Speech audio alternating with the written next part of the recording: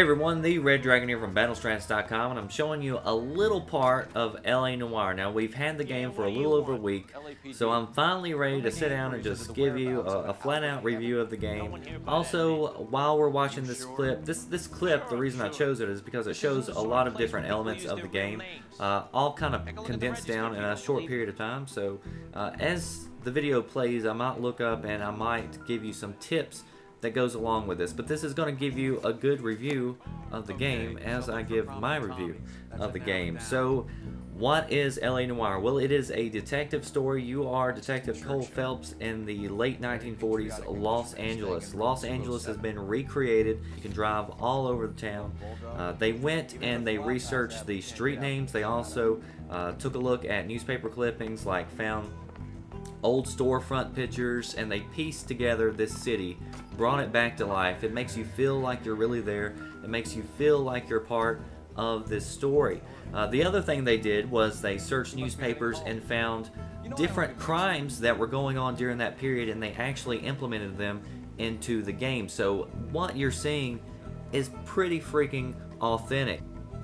Now, as far as the pace of the game goes, what you're seeing is a pretty good representation of how the game flow is. A lot of it is cutscenes. You're walking around, getting from location to location. You walk in places, and then you have to inspect things. You have to find clues. These clues allow you to ask questions to different people who might have witnessed the crime or have some type of connection to it.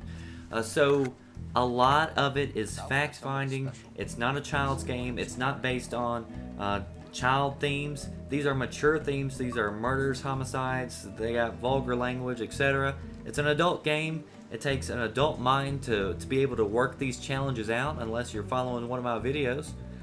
So as long as you walk in knowing exactly what LA Noire is, and you realize that it's not a non-stop action-based game that's super fast-paced, then you're going to be fine. I think you're going to really love this. This is totally out of the box. There's nothing else like this on the marketplace.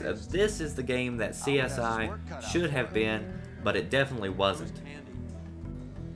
Of course, the other huge feature that has been talked about in LA Noire is the motion scan technology. This new technology that they have to capture these actors' faces and to place them in games. I mean, everything moves. Every little muscle, every little crevice and wrinkle, it's there. And it all goes and pieces this together and brings the story even more to life, because when you're interrogating people, you have to pay attention to their facial expressions. It's like you can't just hear what they're saying anymore. There's now a new layer. There's now a new depth, which brings us more towards reality, because the reality is when you talk to somebody, they tell a story through their face as they're talking with their words. So LA Noire was able to capture this. They've totally set the bar with this one, and I really don't see how developers can go back to the way it used to be, where it was just a mouth moving and there was no emotion, and the lips didn't even sync up with the sound. So the LA Noire totally knocked that one out of the park. Now, as far as what I said earlier, you know, I told you this is not a fast-paced action game. It does have action in it, however. Although this is one area that I feel LA Noire could have been a little bit better. It just lacked that punch when you're in these action scenes. I don't know what it was. It just never did feel like it came to a huge climax as to one of the action scenes. It's like I felt like I was really challenged and had to get out of this. Like, a lot of it just started becoming kind of like, oh, okay, I'm done with that scene. Where's the next cutscene? Because the cutscenes, you know, is what tells the story, and it's a really good story. So while it does have action in it, I think they could have done a little bit better with the action. So here we are again. Now I'm going to go into tips mode. I will end my review by saying that LA Noire is a great game. I'm very pleased with it.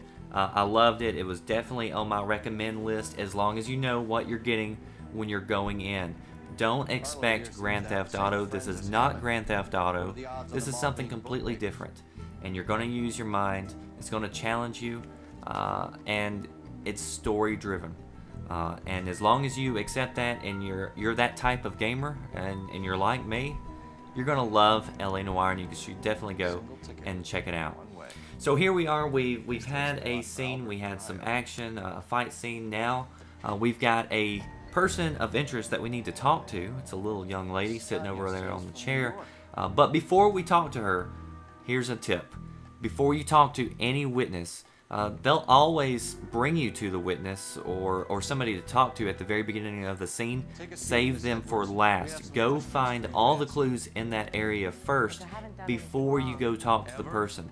This is going to have allow you to have as many clues as possible. You're going to be able to already have a list of notes that you can address and pull out at any time. If they tell you something that doesn't match up, they say something, and you're like, hey, wait a minute, that didn't work. So right here, we're interviewing Candy. As you saw, you can use your joystick and look up at her at any point to kind of look at her facial features, even after you ask a question.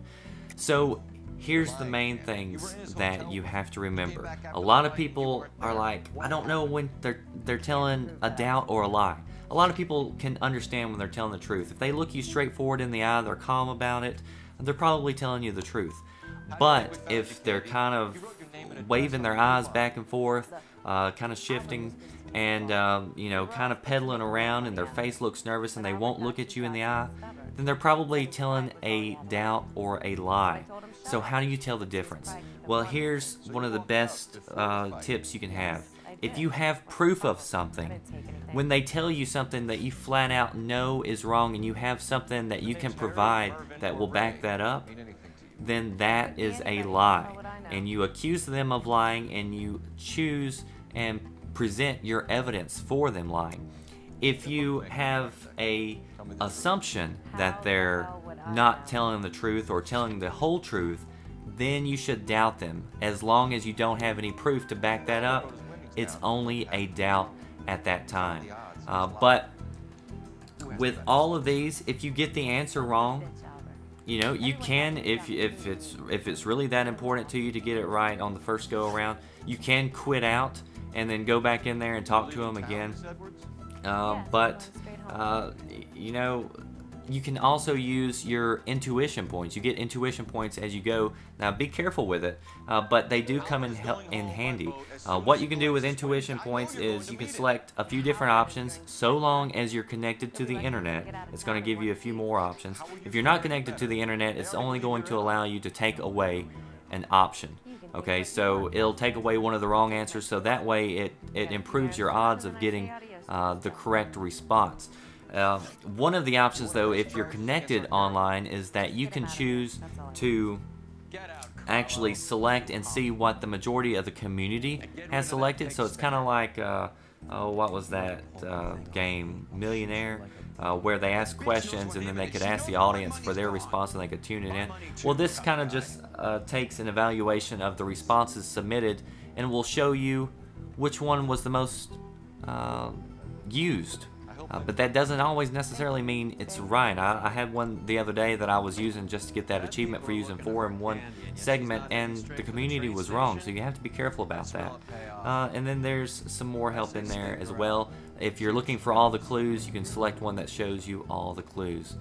So we're going to wrap it up for this video. That is LA Noire, and now we're moving into another scene where it's kind of an action style type scene, although it's following somebody. So if you have LA Noire, you're going to go pick it up and check it out.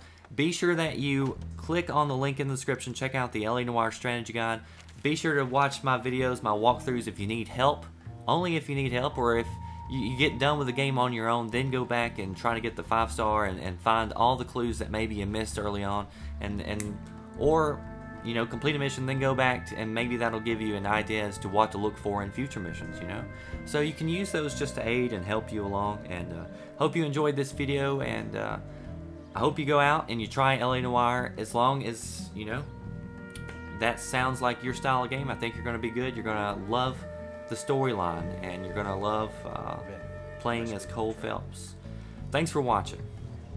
Comment, rate, and please subscribe. And just subscribe to watch the videos. Don't subscribe just to sub and not watch. Alright, I'm out of here.